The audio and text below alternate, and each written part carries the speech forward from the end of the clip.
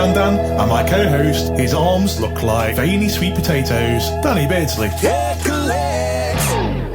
Dude. How you doing? Yeah, great, thanks. How are your sweet potato arms today?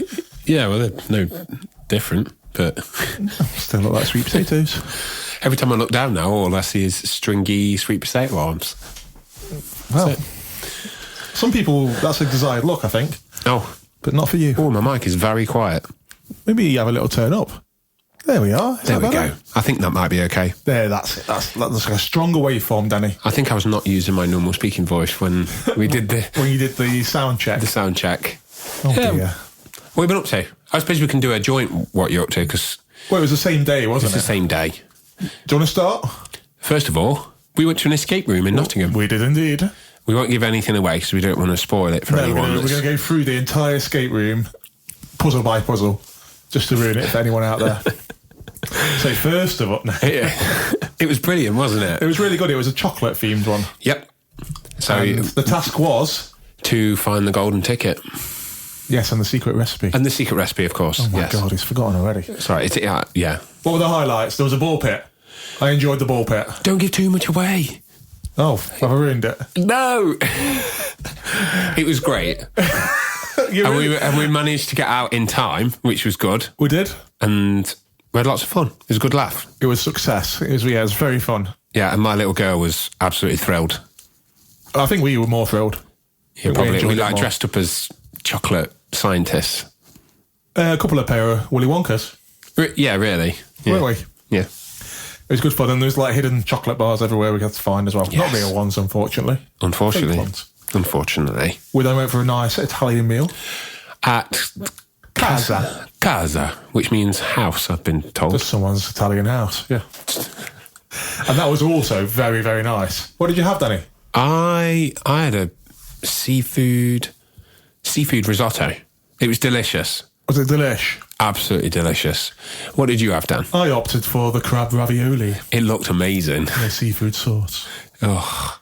With prawns and mussels. It was very nice. It looked amazing. And then afterwards... Well, I went to go and see Les Mis with your wife, Heather. Les Miserables. It was incredible. It was incredible, I've been told, yeah. Yeah, it was a local production, so it was the Nottingham Operatic Society. Oh, they were all the leads, I imagine. But every bit of it was insanely good. How many times have you seen it, Dan? Not this one, but like, you know. I've not seen it in the flesh before. The first time in the flesh. Oh, I thought you'd seen it. No, so it's the film you've watched. I've watched the film and I've watched online performances. What, like YouTube? Yeah, YouTube, yeah. But never in the flesh. And it was amazing because it had all the live musicians in the pit as well. It was about 8 hours long. Well, about 3 hours long, yeah. But it's a great tale. Yeah, I'm yet to watch I know the film with Wolverine in it. Has he got his claws in it? No, surprisingly, he doesn't play Wolverine in Les Mis. Oh, I'm not going to watch it then. 19th century France. He could have done with him, to be honest, though. He'd have been quite useful. Yeah, he could have slain Javert earlier. I'm slain. Soft drink showdown. What are you drinking? Those are drinks away on this hot summer day. I think that you know it's time. It's with the lemon and lime. Soft drink showdown. Cola citrus cherry blast. Soft drink showdown, baby. Bubbles rise and raise it fast. I'm drinking Dash again. Oh, them blue things. We've got a fridge just rammed with them. I think I had bought about 12 boxes full. Let everyone know, Danny, you're in a 2-fridge household now, aren't you? I am. He likes to pretend he's one of the people, but... yeah, we've got 2 fridges. I'm just revealing it, Danny. He has 2 fridges. I've only got 1. We just run out of space in the fridge. Oh, so you just got another fridge. Just buy another one then. At what point do you think you go to like 3 fridges? You could get one in here. It'd be great, wouldn't it? Get a mini fridge in here. Yeah, maybe we can put it on the books. Podcast money can sort that out. Can you imagine that? You'd be like, what's this been charged to the podcast? Don't worry. It's just a 3rd fridge. Dude, we started looking at getting a little sofa. Oh yeah, you have, haven't you? For the studio. It'd be quite nice for... A love chair. Is that what it's called? Hello, guest. Would you like to sit in my love chair? You was looking at a 1.5 seater, wasn't you? And that's what they're called? I think like a love seat. Love seat? Love seat. It still sounds... A sex bed? No, not one of them. Not while we potted. I was talking about... Oh yeah, what is it? What is it? Yeah, soft drink. It's Dash, and this one is the blackcurrant sparkling water. We spoke about these before, don't they? They're a little bit weak. They're just right for me. Natural. We've got about... I think we've got the only flavour we haven't got is the cherry one. When we had to try that. It tastes like they've literally got one blackcurrant and squeezed it into a vat of liquid. Does it say that? Does it say the taste of one single blackcurrant? No, surprisingly. It says they use wonky fruit, though. Oh, so not even a good blackcurrant? Wonky fruit. Wonky. What have you been listening to?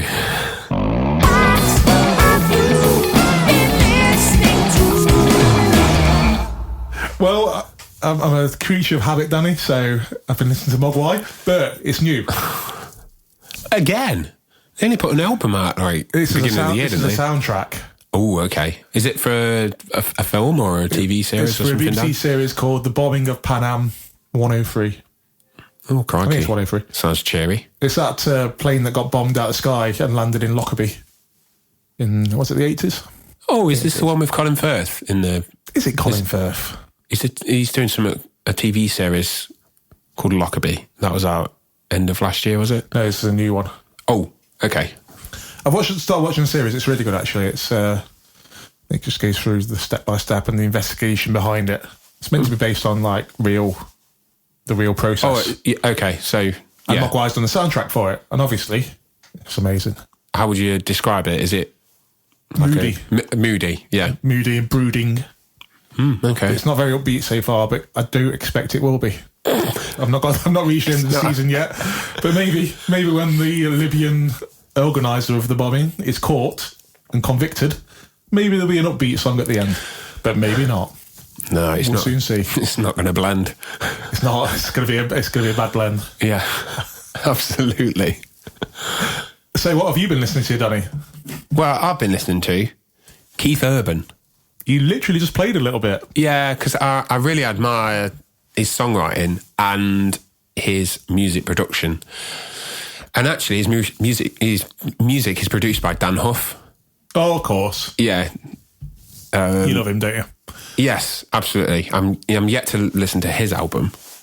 When Words Aren't Enough, he's put out a solo instrumental album. And the clips that I've heard are superb. I just need to listen to it. Purchase it because it's only available through Bandcamp or order a physical copy direct from America. Oh, so you can't get it anywhere? No, he's not streaming it anywhere. Not at the moment. Oh, so I'm gonna download it from Bandcamp and have a good listen. But yeah, the production on the album that I listened to by Keith Urban is Love, Pain, and the Whole Crazy Thing. And I just played you a little clip, didn't I? The production's it's very good. Fantastic, isn't it? It's not quite to my taste. I know it's not. You don't even have to say that. Well, I do. And our listeners know that by now, don't they? Do you think Dan likes country music? Probably not. But it's got some of the best, like, country rock Telecaster tones that you'll hear. The tones on it are amazing. You know what there probably is out there, though? Some kind of post-rock, post-metal country hybrid. Yeah. I imagine there's some of that out there somewhere waiting for me. Hardy? Yeah, it's like country music meets... death metal? Metal. Oh, I sent you that album to listen to. Of course, it's the two halves, wasn't it? The Mockingbird. Yeah. And The Crow, I think it's called. It's a great album. It starts out, it's very traditional, you know, riding his truck, shooting beer cans and then it evolves, doesn't it? Yeah. But yeah, that's a really good album if you like great songwriting and great production. Are you saying that people that don't like this don't like great songwriting or great production? Is that what you're saying? Make of it what you will. That's a yes. Right. Should we crack on? Oh yeah, let's crack on. Yeah, this is another great guest. We have got a really great guest. Should we reveal a little bit? Yes. It's Mangata Fest themed. Yeah, it's a bit of a difference. This wasn't it? Hey, what date is Mangata Fest this year? It's the 12th of July. It's a very special lineup, Yes. specifically for Mangata Fest. So have a little listen. If you're in Nottingham, Yep. grab your ticket. Enjoy. We'll see you there. Indeed. We're having a chat about our favourite dinosaurs on the last episode, weren't we? Ad hoc favourite dinosaur. What's your favourite dinosaur, Chris? God, at the moment it has to be a Diplodocus. What and why is that? We need the reasons why. Because my son Ruben is basically at the point of watching every single dinosaur program known to man. So I now know a whole range of dinosaur names. So Diplodocus is the one that he likes at the moment. It's also one of, was it Andy's Dinosaur Adventures? Andy's Ram's Diplodocus Rap, which is it's pretty banging. So yeah. TV's loads better these days, isn't it, for kids than when we were kids? I don't know. How old are you, Chris? I'm 32 now. 32. Just You're a baby. to 32. Yeah, TV for us when we were kids, it had no educational value whatsoever. No. It was just things being blown up and Yeah, it was, wasn't it? Really? bright colours. I tried to show my kids earlier, like some of our stuff, and then you're looking, and then you're watching it with them and going, is this appropriate? Yeah. It's like 1994 Spider-Man. It's like, no, maybe this isn't appropriate. It's actually quite aggressive. Yeah, violence was quite. It was really violent. Yeah, really, really violent. I used to like watching X-Men. I started watching a bit of that recently, and it was like, oh, this is actually really bad, but it's great. That's it. It's good fun though, isn't it? Yeah. It's not done us any harm, has it, Danny? No, Biker Mice from Mars. Biker Mice from Mars. There you go. Dexter's Laboratory. Loads of classics. Oh, loads and loads of classics. How are you, dude? Yeah, really good. All good. Really good, thanks. Yeah. Everywhere I am in Nottingham, I see a Mangata poster. Yeah, it's just get around a bit at the moment. We're at the point where we've literally just been having a panic this evening that we need to get more out because people tear them down all the time, which is really annoying. Oh, really? Yeah. Oh. Yeah. Because people are not very nice. And I was thinking the other day, like posters, modern music posters have come a long way from back in our day, Daddy. Yeah, they were like something you do on clip art. Oh, yeah, exactly. Really? Using loads of clip art and piece them together. But now they're like pretty good. Do you know what I mean? Yeah, Proper yeah. good. I mean, Laura does all the Laura from Mangata. She does all the artwork and design and stuff. I'm not that gifted. Does she use AI? No. We would. I used AI recently to get some concept stuff across to a band that I've worked with, and they were just like, "You can't use that." And I'm like, "I'm not suggesting we use this." Yeah, it's like It's just that I'm just illiterate with actually my own creativity, so I need something else to actually bring it into life for me. So, It's good for that. That's where AI is good, though, isn't it? It's like I just need to visualise it. And it's a good way of kind of getting your thoughts out there and visualising something that then can be built into something else. Yeah, exactly. Yeah, because like, half the time it's even that, or you end up writing a couple of pages of something, of a description that you vaguely have an idea of. And I'm all pro AI. Yes. To the point. Yeah, it's got promising. It's promising. Promising. That's what it is, promising, especially with like medical stuff. That's Danny's review of AI. That's my It's review. Danny's 2025 review of AI. It's promising. It's promising, and I still have a job. Yeah, I mean that's a different story, isn't it? Yeah. We'll all be jobless soon. This podcast will be AI at some point. I mean, could you imagine getting AI promoters or AI? I don't know. Surely not, because there's too much of a human aspect, isn't there? AI wouldn't. But that's what worries me. Is that to what extent do you get where I know you can teach that level of? I know, but would AI be able to put up with the fuck ups of organising loads of people? Maybe. Probably better. I mean, if you actually. can program AI to actually simultaneously drive cars on the road at some point, can you then train AI to work with other AI to just deal with stuff? Well, like logistics and stuff. Yes is the answer, isn't it? That's the scary thing. If you program it in the right data, that is a scary prospect. Let's hope it doesn't happen too soon. Yeah, but it's not perfect yet, is it? 'Cause Matt was telling us about he put something into AI, didn't he? You remember? Oh yeah. And it got lineups for bands completely wrong. He was saying a drummer was for. Oh yeah. It's not perfect. It's not perfect yet, but. We don't have to worry yet, Chris. Have you tried using AI to do like an audio description of your podcast at all? No, not yet. Maybe we should. Mate, it's probably a good idea, isn't it? There's a different podcast I listen to sometimes. Is it Two Promoters, One Pod? And they do like AI summaries of like every like 5-10 minute breakdowns of like different subjects as to what.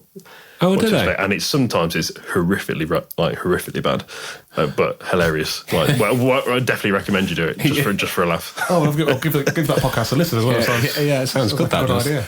Yeah, I mean, I'm not going to sit here on your pod promoting a different podcast. It feels a bit horrible. But, No, go for it. No. It's probably better than this one. We probably.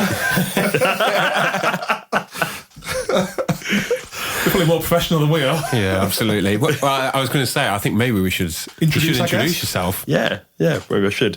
I'm Kris Graham Martin from Mangata Music. I'm a promoter and artist manager and festival director, I guess. Yes, indeed. Welcome to the podcast. Welcome, Kris. Thank you very much. You're one of the very good ones as well, because there are some promoters out there that aren't quite as... Over the last 20 years, Dan, we've come across lots of bad ones, haven't we? More bad ones than good ones. All over the country, we've come across lots of bad ones. Could you give me some of your worst promoter stories? Well, you know what? A lot of the time, the frustrating part is not getting a response to something. Yeah. I understand it's probably, as a promoter, you've been like inundated with requests and emails and trying to stay on top of it all and everything, but as an artist trying to like navigate through trying to get shows and all that sort of stuff, it's so frustrating when you don't even hear a response. I think it happens at all levels as well, so that is fair to say. Like, there are people that I have emailed, I don't know, 10 times this year, and I've not heard anything from them. Yeah, you must get frustrated as well. And they're industry professionals that book like 20,000 summit capacity events, you know, and they're people that are employed full time and just have such a ridiculous workload that they just don't have time. Yeah. And that's really frustrating. And it's like, I get it, and I really do get it. But yeah, ultimately, if they care about you, they will come back to you, and that's a really sad reality. Yeah, that's the truth behind it. They don't really care about me. Well, who are you? It's Danny Beardsley, aren't you? I was in that band that played Macmillan Fest in 2013. I'm really, I didn't really get a chance to say how happy I am to see that festival show on your right now. Yeah, I wear it all the time. Ella she just shouted through. She was like, I've watched your Macmillan t-shirt. You ought to put it on. Reminisce. That's so good. That was a good year. Yeah. Was that Tesseract played that year? Yeah. It's 12 years ago. Yeah, 12 years ago we had Tesseract. Oh, it's on the back look. Yeah. Yeah. Oh, classic. Jet Black. Jet Black as well. Yeah. Jet Black were absolutely fantastic. Yeah, brilliant. Sorry, I'm just turn around. I can reminisce a bit. So yeah, Carter City, The Algorithm. Now one that's fantastic as well. Yeah, I mean, actually, The Algorithm might be coming back, I think, in 2026, which will be exciting. So, Carter City, great. I'll do the rest of the podcast facing. Please do that. It's better, to be honest. It's an improvement. I should put the t-shirt on the other way around. I get quite excited now, though. I mean, I'm really sad that Carter City aren't around anymore, but one of their guitarists, Yaka, he actually lives in Nottingham now. Oh, really? So, which is really cool. He plays in Red Method. Have you heard those? Oh, yeah. So, yeah, because I know Quentin, who used to play guitar for him. So he's a great guitar player as well. It's amazing who you meet, isn't it, through the years? Yeah. I think you might have booked Parallax Method to support Carter City, actually. Oh, God. Oh, God, it would have been a few years ago now, Chris. It was at the Maze. I can't remember it. Just. Is it the Maze? Probably, I want to say, 2014, 2015 maybe? Is the Maze on the main... What's that road called? Mansfield Road. That's the one. Yeah, it was that one, yeah. Rest in peace. I was going to say this. Oh, it was a lovely venue, that was. Yeah. No. Yeah, they played there a few times, didn't we? Yeah, they had the block of flats were basically they put loads of complaints in saying the students couldn't sleep or whatever because of the party and music and whatever. And it's like, yeah, but you built accommodation next to the music venue. Yes. Which is like a bit counterproductive, really. And then so many complaints got lodged that they then got shut down. Oh, my God. And then what's the really, really sad bit really to it is they then built student flats in the carcass of the maze, and then used the sign from the maze and name the flats basically. Yeah, to like pay their respects to a local music venue. And it's like, well, you could have just not put the complaints in the first place, and we'd still have a different local music venue. But you bastards. Yeah, you bastards. Sorry, I wasn't sure if I could swear, but yeah. No, you can. Swear. Especially at injustices like that. Yeah. Absolutely dare bastards. So students don't sleep anyway.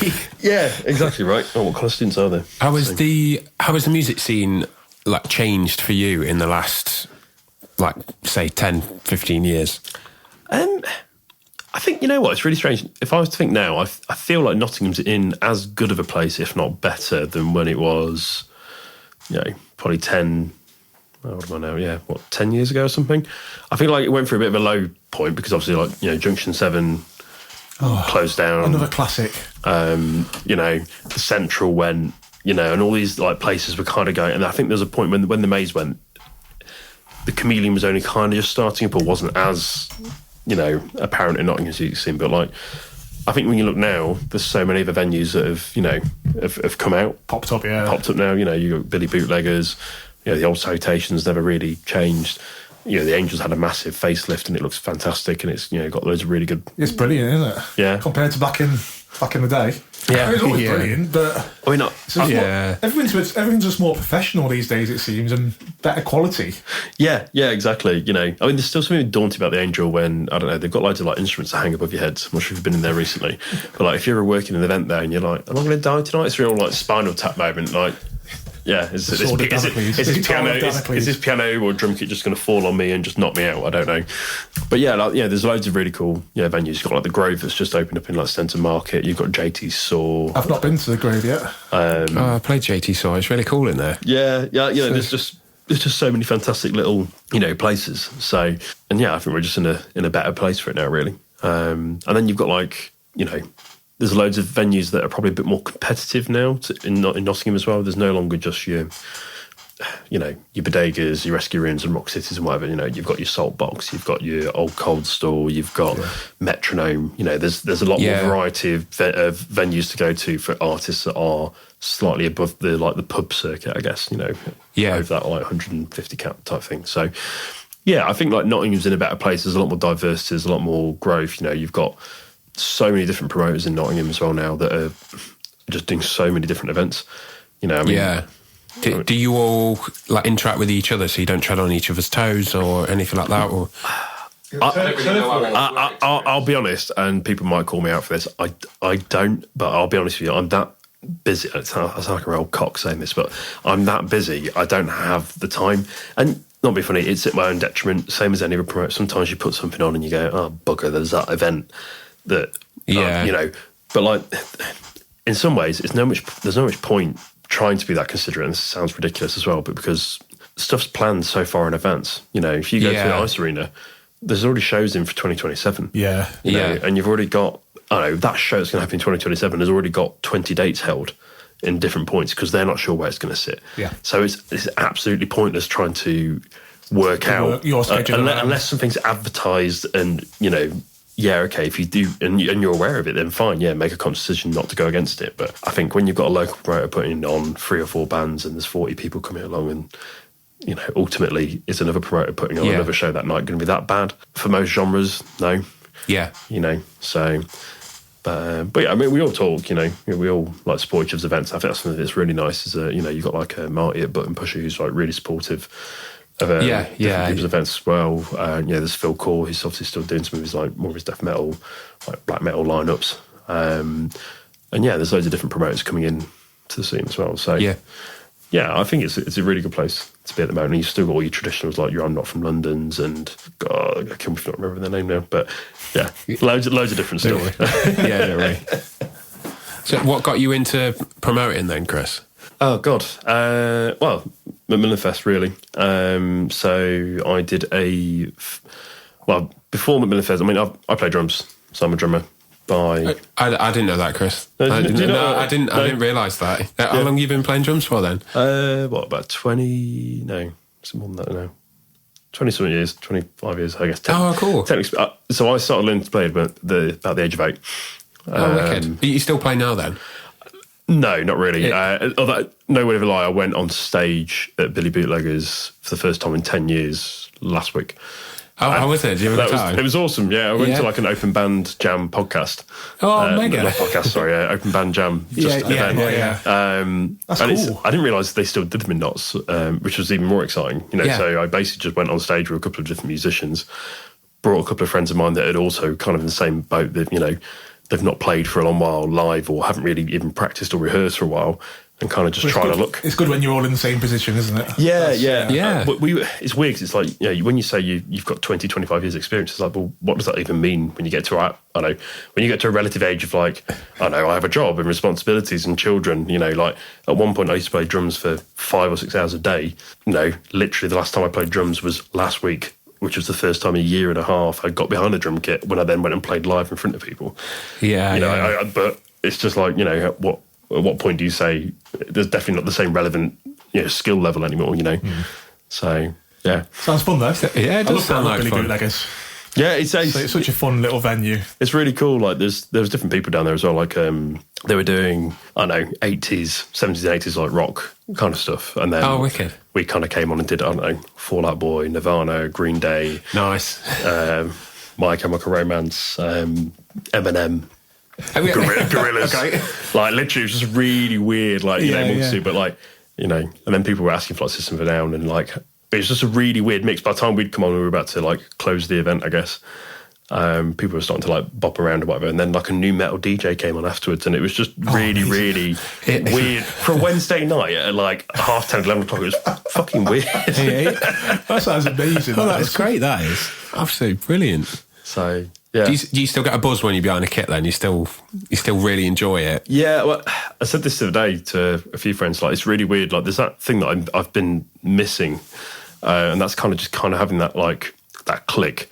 You walk into a room with a musician and one of you will play something and one of you will just twig your ear and it will just go. You just go, yeah. And, like, I'd forgotten about that, really, because me and my friend were both like, oh, yeah, well, we remember these songs, and do you remember all of that song? And I was like, I don't know, but we'll just go for it and see what happens. And we got on stage. He was like, "Oh crap, I need to tune my guitar." And I was like, "Oh, all right." And then you've got this awkward tuning like thing on stage, right?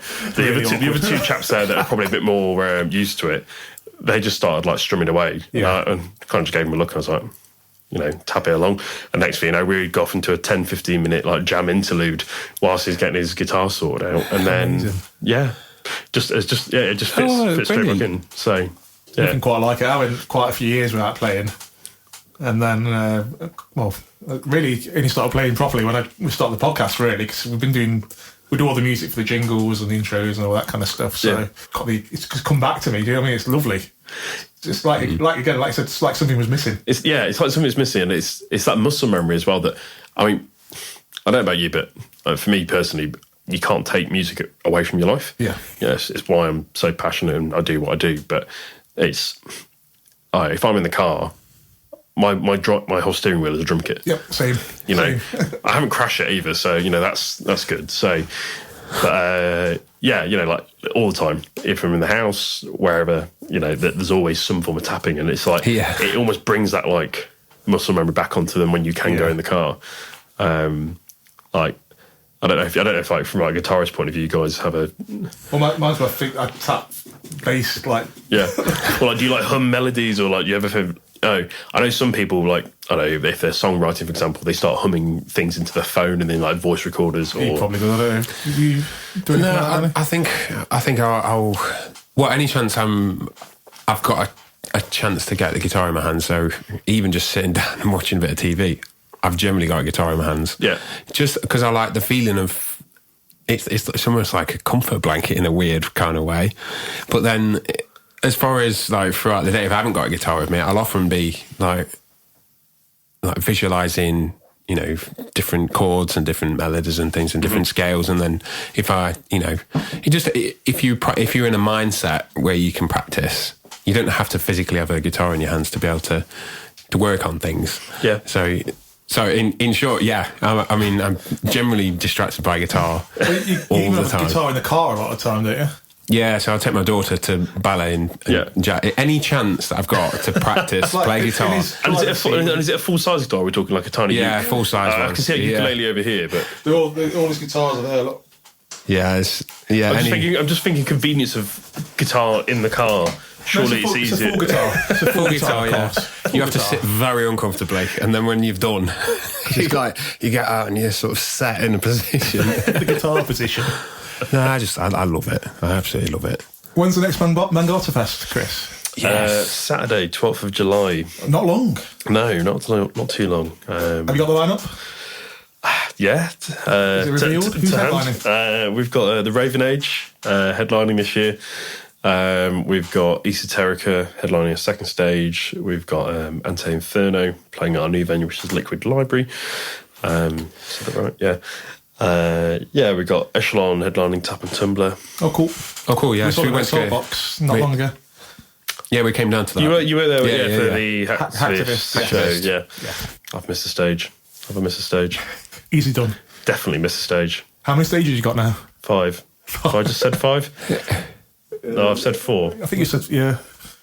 It's okay, we'll stick it out anyway. That's fine. We can patch in. We'll patch in. We haven't done that for a while. You'd think I'd know more about that, right?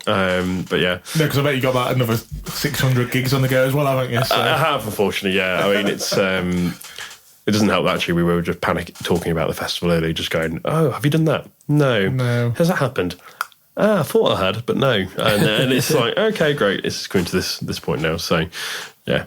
If I was going to plug any other band from that festival right now, though, it's Coil Guns. I'm just going to say. Who's sorry? Coil Guns. They're Guns. Coming over from Switzerland. What kind of music are they? Quite like progressive rock, like heavy rock. They've just been out touring with Thrice in Europe. Oh, brilliant. I'm in. Like literally, yeah, great name. I see Thrice. I saw Thrice support Coheed a couple of years ago. That was incredible. Oh, dude, that would be an amazing show. So if they're anything both like of those bands. I love a bit of prog rock, so... Yeah, but yeah, 100% recommend them. We'll try and get down. But yeah, come down if you can. I mean, yeah, we've got it's 46 bands playing, 5 stages. Boom. Yeah. Yeah. I don't think I made it last year. I came the year before, and probably the year before that. Been a few times to Mangata. We had we had the first one at the Old Cold Store, which obviously was kind of like half outdoor, half indoor, and that was pretty, crazy. Yeah. So, and then we kind of scaled it back and chucked into rescue rooms and then grew it out again. Yeah. So, it's looking forward going to it. well. Shall we start the Dream Band process, Danny? Yes, let's. Well, that was a nice little chat. It's nice to hear about a backstory and try and understand. Exactly, that's what this podcast is all about. Yeah, exactly. It's about stories. Exactly. Right, the first up is very, very important. Please ignore my mum messaging me on Messenger, though. There, Excellent. That's come through on the iPad. Hi, Paula. You'll have to tell her she's been mentioned on this episode. She'll tune in. She gets mentioned a few times on this podcast. Paula Hayes does. Do you reckon she messages deliberately just to get mentioned, or? No, she doesn't listen to the podcast. She's listened to one and she said she doesn't know who anyone is that we're talking about. So, did she tell you to stop singing? Oh, yeah, stop singing as well, because I sang in one episode. Only a little bit. It was very bad. Anyway, enough of my mother. First up, it's very important, this bit is, what are you going to play in this band? What's your instrument going to be? What's your position?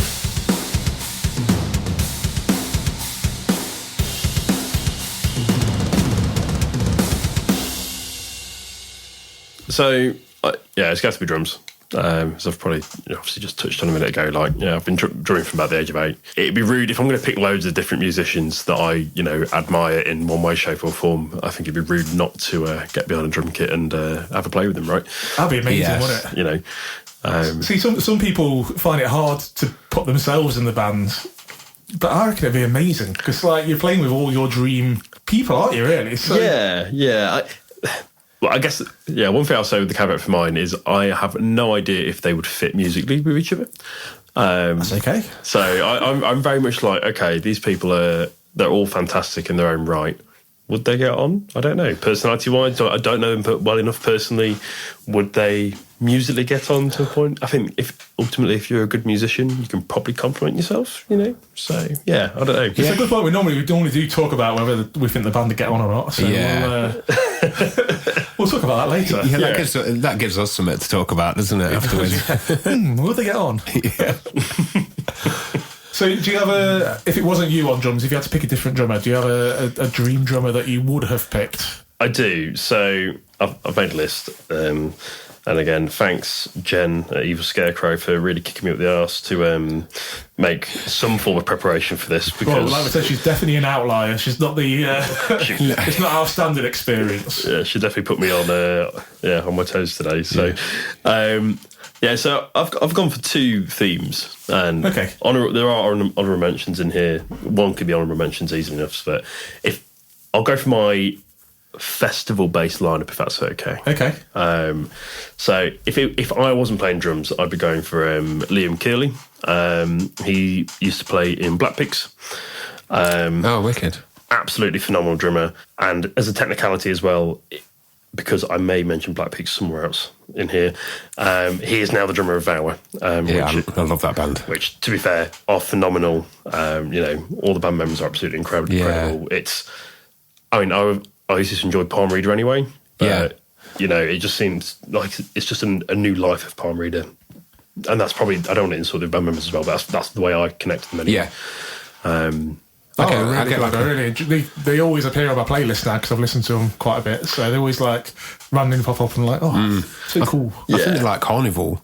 That's the kind of vibe I get, but that's probably from Rabia because he's such a big fan of him. But I love the vocal though, because it's the singer from Palm Reader. Yeah, it's the singer from Palm Reader. 2 of the guys from Black Peaks, so Joe and Liam, and that's my connection to it anyway. But obviously, having worked with both those bands previously, it's like, well, it's a no-brainer. So yeah, and to be fair, if you ever listen to Liam play drums, he can just pull out the most ridiculous fills and just jam to anything, and it's just he's just a really, really groovy drummer. So yeah, that would be my pick. If I was going to pick an honourable mention, it would have to be Mickey D from Motorhead Scorpions. Oh really? So yeah, my first gig I ever went to was Motorhead. Was it? When I was 8 years old, my mum took me to... What a first gig. Yeah, it was awesome. First gig. It was awesome. It's going to leave its impact, that, isn't it? I bet your ears are still ringing now from that show. It was like the most weirdest place for it was in Shield Pines. Was it? There was less than 1,000 people there watching Motorhead in Shield Pines. What? That's really random, isn't it? It's crazy. It was the early 2000s or something. And I just remember having the most incredible time. Came away with a Motorhead shirt, the little pin badge and stuff that I've still got, I think, somewhere. And then actually I also got a drumstick from Mickey D. Amazing. Oh, mega. At that point, I've been playing drums for, I don't know, probably half a year or something. So I was just like, who is this guy? This guy's really cool. And then kind of full circle, I guess, of where I've been in my musical journey so far was actually then watching Scorpions headline Bloodstock a couple of years ago, and then being like, I know that drummer. That's Mickey D. Is he alive still? Is he still kicking around? And that was just really cool. Just be like, it was a nice feeling. Oh, that's wicked. That's mad. In Shield Pines. Yeah, next to Go Ape. Yeah. God, can you imagine Lemmy on a... You know what? I can. Kicking about and Go Ape. With his Rickenbacker. Oh, that's amazing. Oh. Right, we've got some rules. Time for the rules, baby. We have got some rules. There's 2 rules. Okay. So, no past or current You can never say it. This is the 5th time now. I've heard about it's my kryptonite. No past or present band members. Yeah, you've done it. Hold on. No past or present band members. That you've been in a band with before. That you've been in a band with before, okay, yeah, I should be safe. Yeah, you should be safe. Yeah. It's just... It's a caveat for all those usual kind of guests we have on that may be tempted to pick people they've been in bands with before. Yeah. I feel like mine's it's a lot more association than actually playing with someone, so If it was people you've not promoted before, you won't have anyone to pick, surely. Maybe, yeah. You also can't choose more than one band member from the same band. You can't choose all of Skindred, for instance. That is fair enough. That is fair enough. Why would you? Why would you? Before we go on to your next member, Yeah. Tea chat with Danny and Nana.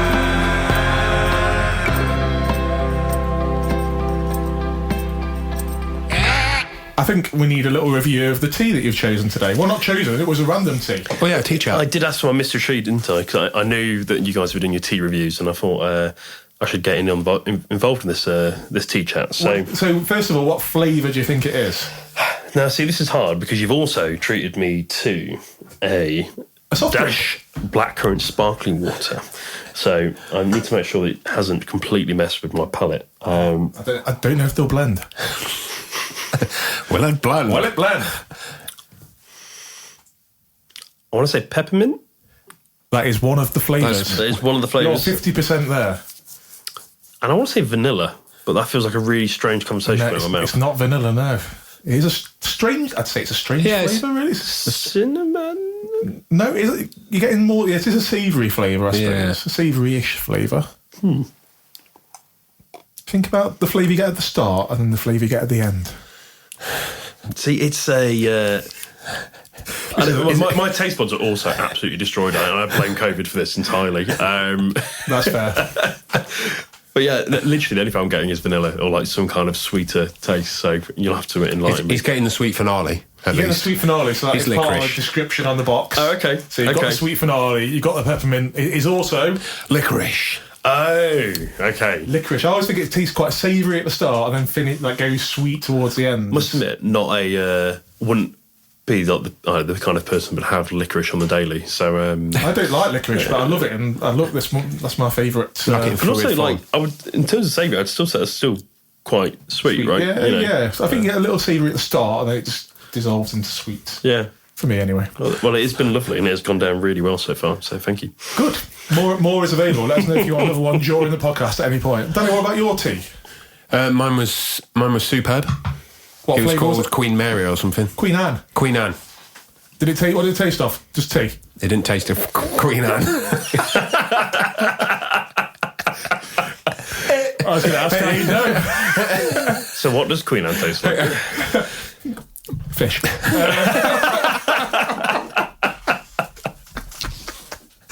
Don't know if that's staying in. Anyway.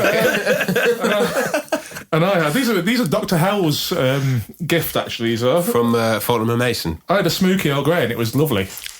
Very lightly smoked. Is it smoky? Yeah, a little bit of smoke. What, like in there. a bit of a cigar smoke? Yeah, a little bit of cigar. Like someone's Prince Anne probably. Princess Anne. Queen Anne. Sigourney Weaver. Wafted a Sigourney Weaver. There's a good one. Well, it's not wafting something else. I'm fine. And what about your soft drink? Put those hot drinks away on this hot summer day. I think that you know it's time to squeeze the lemon alive. Drink showdown, cola citrus cherry blast. Soft drink showdown, bubbles rise and raise it fast. Very refreshing.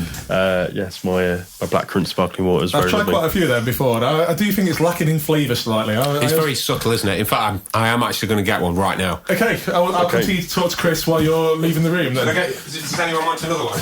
No, grab me a random one. At the risk of like leaving and just going to the toilet full stop, I'm all good. Are you happy with your beverage selection today? I am, yeah. I've been spoiled. We do like to treat our guests relatively well. For this bit of the podcast, anyway. Get that one down. Wait till we turn home later. Don't look at the flavour. Okay, I've covered it up. Okay. You're doing a tasting now? I'll do a live tasting. Well, not live, but you know. Are you doing a live ring pull? Yeah, nice. Just piss fluid all over the floor. Did it clip? There's no sparks, so you're all good. Oh, God. Oh, the watermelon. Is it? No. Peach. Oh, there's not enough flavour. Watermelon? You're just giving Chris a hard time for not picking up on licorice. And I've got lime. Dash. I really like it. You know what? They're making a killing because they literally put like 0.001% pipette of flavour in, don't they? And then charge more for the... Exactly. It's like what is it? Probably about £3 a can, Danny. I don't know. and then fizz it up. So, first dream member. First dream member. We're back. We're back. It's not going to be that one though, is it? So, first up, Your dream? You having a rhythm guitarist? Rhythm guitarist. Rhythm guitarist. your dream rhythm guitarist.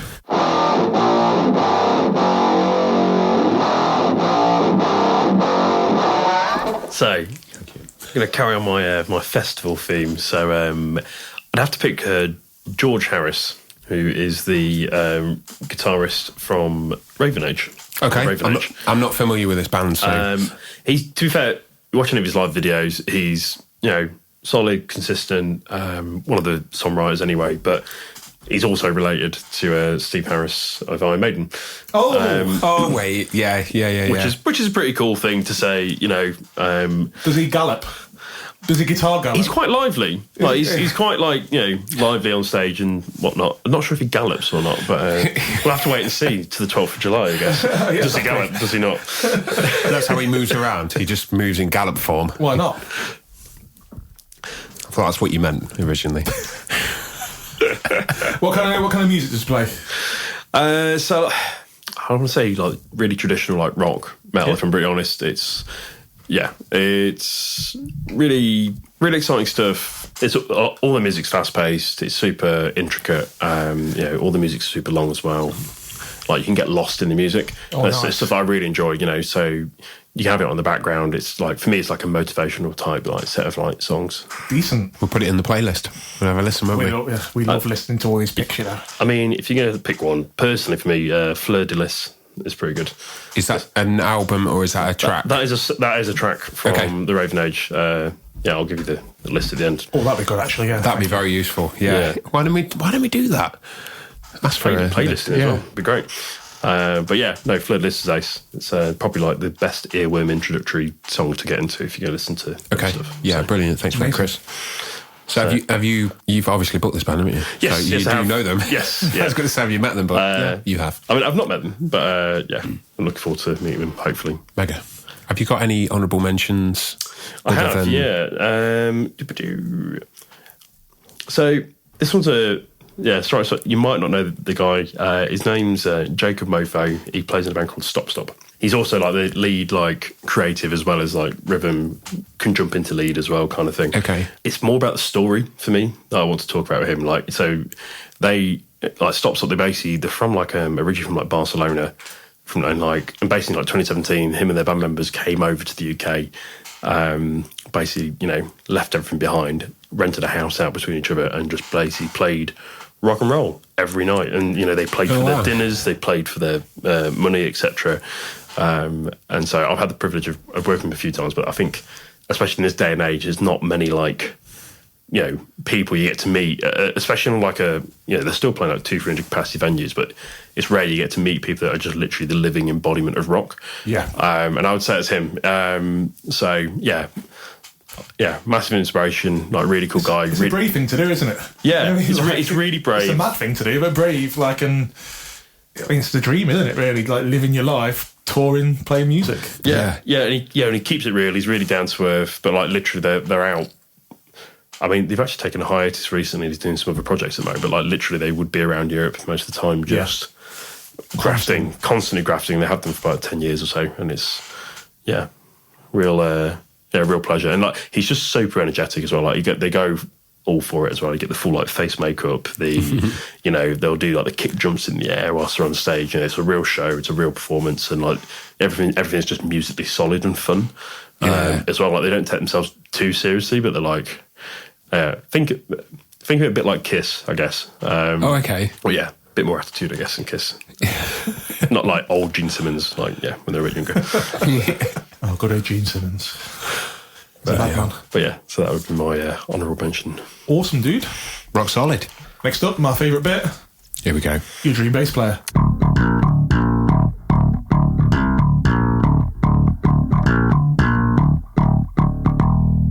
Dream bass player. So I have Mike Watch Horn from Esoterica. I'm not sure if you're familiar with Esoterica at all. No, not yet. No. No. I've heard the name, but I don't think I've heard them. Yeah, they're quite like symphonic, melodic, like metal rock. I think Simon's seen it. I think Simon likes them.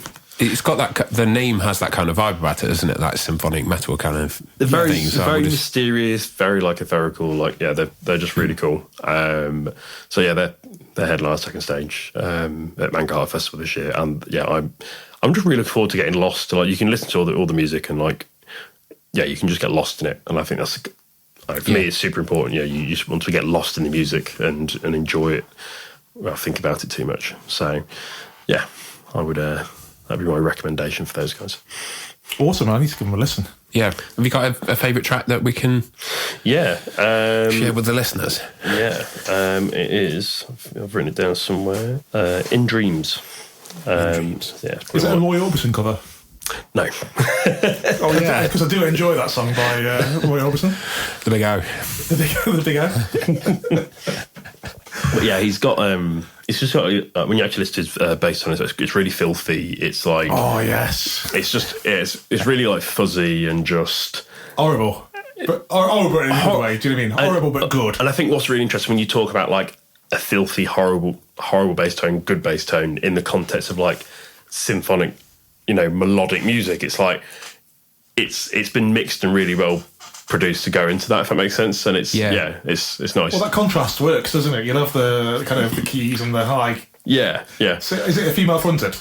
Or male fronted? No, male fronted, I believe. It's You've only got a high vocal. It's nice to have some dirty, grunty bass behind it, isn't it? The vocals are quite high. Yeah. Well, they've got higher pitches, and it's again. But I can in my head I can imagine it. Do you know what I mean? Like proper, like dirty, growly. It can drone a bit as well, and it just takes you away, and it's nice. Amazing. Mega. Can't wait to have a listen. Any honourable mentions for the bass? Yeah. Who have I written down here? Billy Gold, Faith No More. Classic. Yeah. Oh yeah. I think I've always just really enjoyed, like, Faith No More live. I had to get around to seeing them, and he's again. Like, I'm very much into like people like living and breathing the music they do, and he's very much like one of those people that's, you'll find him still in like really random bands that he's playing on like a pub circuit, 150 people, and yet his band could still then go off and headline Download.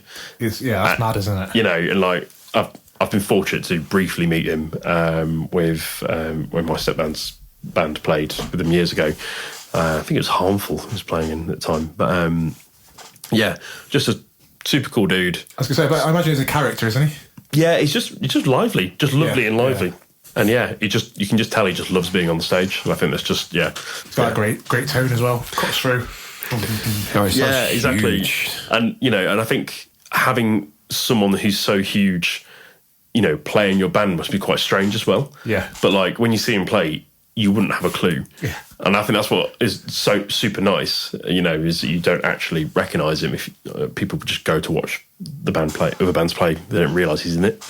Yeah, that's mega, that is. So it's there's my honourable mention. I wonder how many times we've seen bands and like there's been someone on stage that's huge and we've not realised. I bet it's happened loads. Yeah, I mean... it would have done, yeah.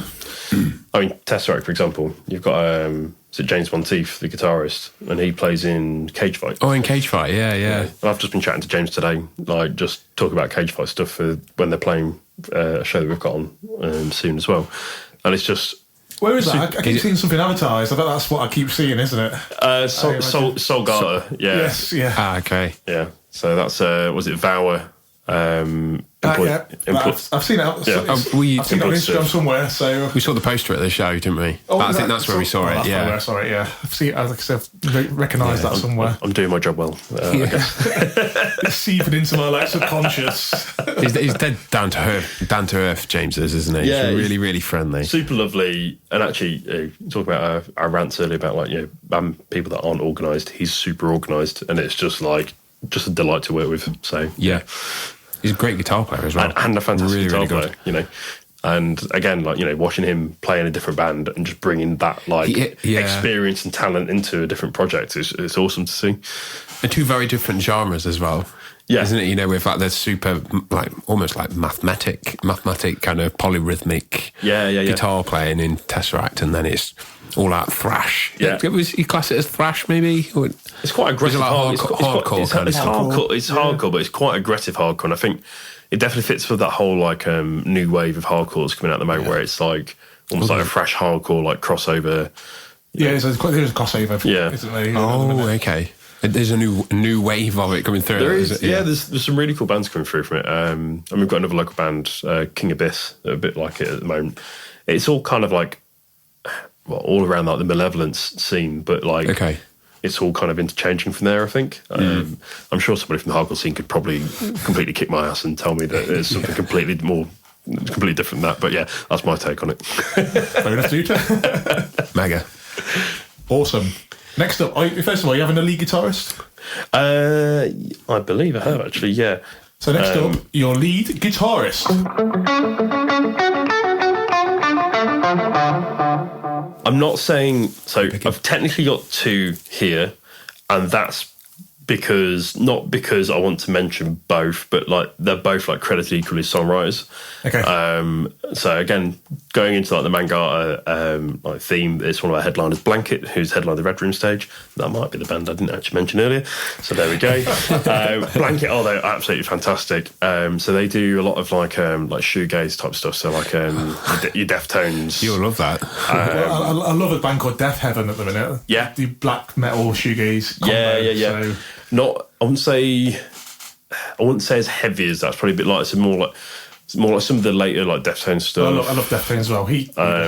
I do. So. Like Loathe as well. Yes, yeah. Yeah, I like Loathe. So they've actually done a song with Loathe. Cool. Which is In All, and it's got Kadim from Loathe. Yep. And that's fantastic. So I can't pick both, but basically any kind of musical inspiration that was going to come from them as songwriters, I think would be a really interesting dynamic to just throw that into that band and just see what happens. You know, I think, I don't know, when you think of like the drummer, I don't know, we mentioned like Liam Curley, I think he'd be great at like kind of gelling in with that. And I think, you know, when you've got other band members that are probably quite more like, you know, just gel quite easily, you know, like a rhythm section from, you know, Raven Age would probably just get along with that really easily, and Billy Gold's just a legend, so so that's what I'd go for anyway. My lead guitarist, if I was going to pick an honourable mention, I'd go for Corey Bellew at Trivium. Yeah. I knew the name then. I was trying to connect the dots. Has their tour just been cancelled because of something? Yeah, they Bullet. Yeah. Was it cancelled? That was the something happened now. That they did the UK and the USA tour, which was great by the sounds of it. But by the sounds of it, they've cancelled the Australian, South American, and Asia tour. Oh wow! So a lot of. It's a really big decision. It's pretty lame drama, from what I can gather. Is it? It sounds like drama based. They fell out. I think they fell out, or like I think like Bullet for Valentine's basically decided that they want to change what project they're going to do, and it's like, well, it's really nice that you've just inconvenienced God knows how many people because you've decided to change your mind on a project delivery. Yeah, it's really lame. Would make me think twice about booking Bullet for Valentine, if I'm brutally honest. So, yeah. Wow, the time's passed. So if you're listening, Matt, tough one. The time's passed. Yeah. They're not relevant anymore, anyway. People only listen to it because it's the old album they were doing. Wasn't it? Exactly right. Is it an old album that they're touring? Yeah, they was doing the one was that album These called? Tears Don't Fall, weren't they? Yeah. They was doing that. The Poison was it, I think. Yeah. And the Trivium were doing Ascendancy, weren't they? That's great album. Yeah. Both, let's be honest, they're best albums. Yeah, 20 years ago. I went to that tour. I did actually go to the tour in Birmingham, and it was a really good night out, and both bands were absolutely on form. So both of them albums are incredible albums. Yeah. Both of them. Yeah. Especially Trivium's Ascendancy. I loved that album. I liked. Is it Shogun? Yeah, no, it's not as good as Ascendancy. Is it? Yeah, I mean, that goes without saying. But I'm saying there's another album, Shogun, which I enjoy. But just for the record, was that? Yeah, just for the record.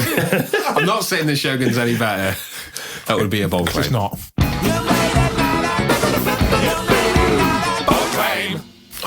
That's debatable. I do like Shogun. It's a pretty good album. I mean, it's You can't backtrack now. Is Shogun with... has it got In Waves on first? Shogun? No, I think that's later, actually. That was one good song they did. Yeah. No, to be fair, that's the problem, is that was an absolute banger, but I don't recall the rest of the album being that. No, that was just one good song off the album. Shogun was a change of style a little bit, so had much better bass in it. Oh, Shogun did, but the songs for me weren't quite as catchy. you remember everything, you do. I mean, fair play, musical encyclopedia. Yeah, I'm really not. I forget most of my life.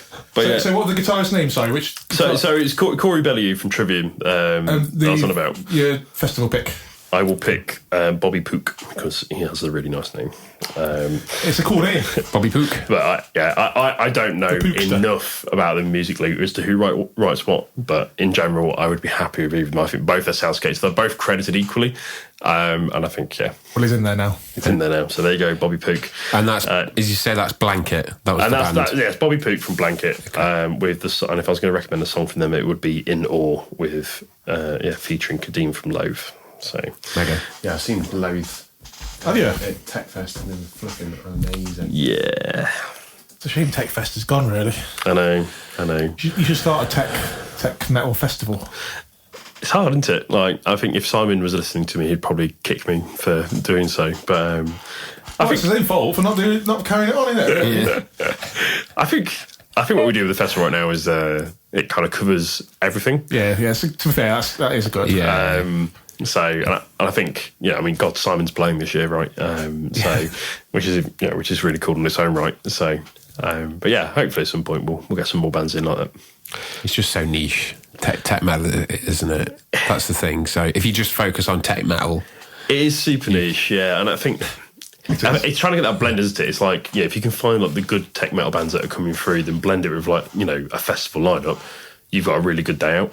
Yeah. It's like if someone goes to watch Polaris at Download or North Lane or something, it's just like you wouldn't go to Download just for that, but to have them dotted around. Yeah. Yeah, absolutely. To be fair, you're right. Like, it's a nice experience. So yeah. Variety is good.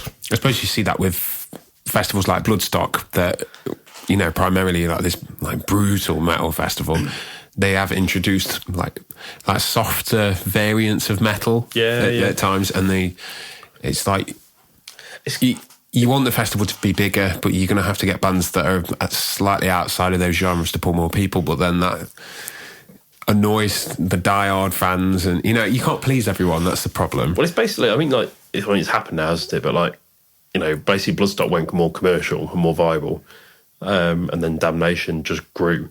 So now you've got Damnation Festival, which is essentially the place to go to if you want all those niche, extreme bands. I think Death Heaven are playing that this year, actually. I think they are. I think they're headlining, aren't they? Is that in Leeds? They're playing it. I'm not sure if the headliner. I'm not sure if they've sorted the headliners out. There's two locations, is he for it? Is he right? It's Manchester. It used to be Leeds. Manchester. Damnation used to be Leeds. It's yeah. moved over to Manchester. So, one of our friends Ted used to go, he's been to that loads, but it's the bands on it are just like, they're way too heavy for me. I like that. I worked it 1 year. Did you? Yeah. 2011 when Devin Townsend played. Debbie. And I got stuck in an elevator with Devin for a bit, which was really funny. No way. That was amazing. Yeah. He'd just arrived, and I wasn't the artist liaison, but basically the artist liaison wasn't there, so I ended up just meeting and greeting him and his entourage, and he was just like, where am I going for my dressing room? And so I was just like, I actually had no idea who he was at the time, but was just so stood in the elevator with him, but then it kind of dawned on me as I was like stood with him, and so he was just like, are you okay? I was like, yeah.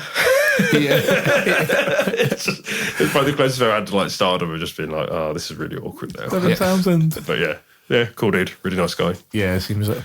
lovely guy, Yeah, what a talent. very family first type bloke. So Yeah, good guy. Cool. Next up, your dream vocalist. Your dream vocalist. Who are you picking?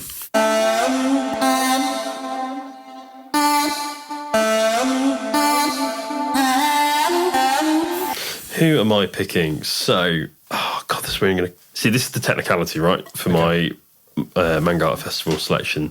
So it's Will Gardner, who was in Black Peaks. However, he's playing in a band this year called Skin Failure, and his voice is fantastic. It's obviously pierces everything. He's got crazy stage energy.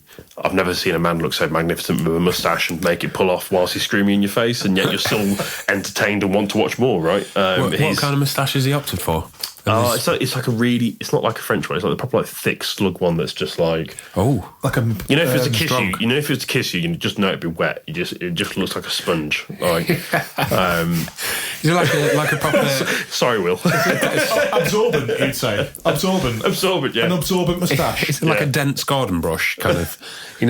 Like a really thick one. I'd say like even like thicker than a Flanders moustache. You know, if we're talking like Thicker. Oh my god, that's impressive. Yeah. So does it will it swell as well as it absorbed moisture? I mean, I've not been that close enough to Will's face for enough time, but I would assume from photos that I've seen that Do you feel like it might always be damp because it's just I wonder absorbing if it's actual a stage problem if he just genuinely like ever like electrocute himself, like you know, or yeah.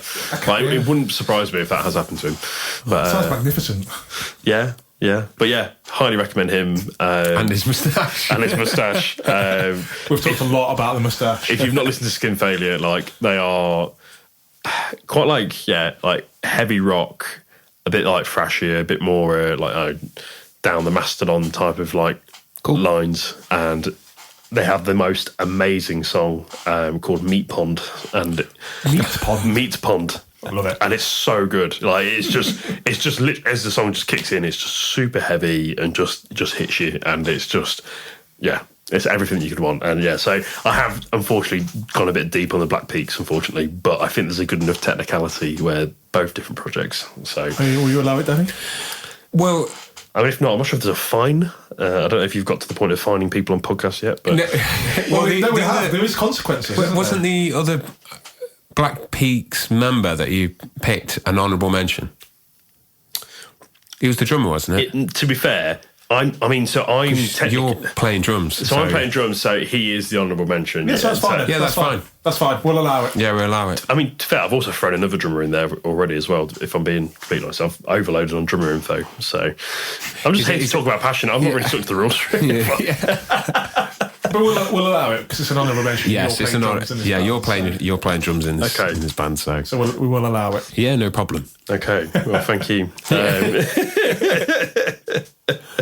Have you got an honourable mention for vocalist? Yeah, this was a really hard one. I mean, I'm looking at Chester Bennington right here, and you've got him on your iPad, and I would pick him as well. But I think if I had to go with someone a bit more live and more current, it would be like Dave Grohl, Foo Fighters. Like, solid showman. You know, I've seen him live a couple of times now. Yeah, wall to wall bangers with Foo Fighters. You can't really go wrong. You know, he can play every bloody instrument anyway, so he's so versatile.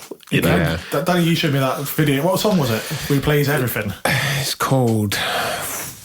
It's like a long 15 It's minutes. like one word, isn't it? Yeah, we watched it. We'll stick it in. It's brilliant. It's brilliant. But he plays every instrument, and the video, of course, is him playing every instrument. Yeah. He's just going around and he's playing bass and then xylophone, glockenspiel, all that jazz, drums, of course, guitar. well, because he's got his own studio, hasn't he? He's got his own like recording studio and whatever. And I'm sure he just ended up doing a whole cover of the Bee Gees album, which like is an absolute like phenomenal like. Why not? Like really really good. But yeah, definitely my fave. One of my favourite lead singers. And like, who else comes out on stage with a broken leg and keeps playing? You know, like in terms of like the whole like rock and roll attitude and all that kind of stuff. Like, it's. You know, as a promoter, that's the kind of person you want on the bill that just keeps going. Yeah, I mean, never cancels. Yeah. I mean, quite literally, would save me millions. You do not want any injuries, do you, really? Or if they are injured, make sure you come on stage with it. Yeah. I mean, I lost an arm. I think I've been thankful that we've never had any issues where someone's pulled out or cancelled. Yeah, touch wood. To the point where we've needed to do like mass refunds, thankfully. So, Oh God, that must be always on your mind a little bit, though. Surely, like it is. you try and keep it out of the way. And we've had like bands pull out relatively last minute, but they've either not had enough of an effect, or people have been quite understanding of like the situation, I guess. So, Okay. Yeah. we had. I remember one year we had was it Asteroid Boys pull out of a Macmillan Fest on the day, but then instead we just got 2 holding absence sets, and they just played twice, and that was absolutely phenomenal. Like, So, Yeah. you know, can't really complain about that. So, Not to lower the tone, but I've just thought of a question. I'm intrigued. During COVID, what was that like for you as a promoter? really, it was really hard. I think. I mean, so I've always had like a different set of experience, I guess. So I think I was working for the Students' Union at the time. As like an event coordinator. So I've always been within industry. I mean, if it was now, I'd be absolutely screwed. At the time, it was really sad to see a lot of friends, in the industry being affected really badly. They couldn't get the furlough, they couldn't get any work. It was sad to see the musicians and just the whole community suffering and struggling. I think you almost kind of having that level of empathy, I guess, with people and just wanting to be, supportive for everything. So, I mean, unlike anyone else, like you just wanted it all to come back. So, Do you think that's revitalised? Because you said that you've noticed that the scene is like more vibrant now, and you've got better options for venues and things, even though some of them are closed down, obviously. But do you think that's helped in a way that people are more? No. No. It's when you think about it, actually, it's like Nottingham, yes, has got a better scene, but actually, people are buying tickets more and more to the last minute than ever, and you've either got to be pretty mad or take a pretty big gamble on a lot of events, to see whether those people are doing, actually going to buy the tickets. So I think COVID has made a massive change in that. I think all of our decisions are a lot more last minute. Yeah, that is weird. To be fair, you're that's a good right. point, I buy a lot of tickets. I'm probably part of the problem, but I buy a lot of tickets like last second. I went to a gig in Manchester a few months ago, and I bought it like the week before because I don't know why we're like this. You just give us anxiety. Like, yeah, it's fine. It's I don't want to go into too much about it, but like, I mean, for the festival this year, for example, a couple of months ago, we were like 2 or 3 months ahead of our sales, and we're now like 2 weeks ahead, and it's fine. Like the festival will still sell really well. Hopefully, we're still going to sell out. We're still growing the event, all that kind of stuff. But like, it's really scary when you go from like being so far ahead of yourself to potentially then being like, oh, there is that what if of like, what if the interest just drops off? What if it doesn't? What if the data doesn't track? And it's just really hard to predict how people are now, like what people's attitudes are, and I think COVID in part has played like a massive part in that. So Into the chaos. Yeah, and also on the other side of it, what's really weird is that people seem to also be a lot more throwaway with their money when they do. Yeah, it's not like people are making like informed, conscious budget decisions. We see people that spend £20 on a ticket, and then like sometimes some events we have like 25% of those people not show up. That's bad, isn't it? That is like you say, Really? you do 200, 300 tickets on a local club show, for example. Say 200 of that. That's it's a lot. It's like 50. That's like 50 people at £20 a pop sometimes just not showing up to an event. Weird. That's crazy, isn't it? Like, and it's just, and you just have to go, what the hell? And at one point, it used to be like, okay, well, there might be sickness and other things, but the people I think are just choosing not to do something different and don't care either. So that's what's even more frustrating. Is it's not like, you can't plan for that, can you? No, exactly. And someone that tries to plan and make a living out of that, it is really, really hard to do so. So, So people be less random. Buy your tickets plenty of time in advance, please. yes, please do. And turn up more structure. Let me get some sleep, please. I don't think it's going to change, Chris, unfortunately. So, nah, it's fine. Get used to 2 hours a day. It's fine. Right, it's time to summarise your choices. Sunrise. Your dream band choices. Oh, yeah. Sunrise. There you go. Sunrise. Sometimes the key changes.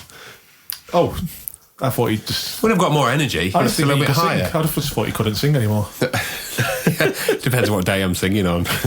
Oh, you got a favourite day to sing on? No. I had a good night last night. I was doing some practice last night when... Nice. Just no warm-ups whatsoever. Straight in. Straight through. Went in raw.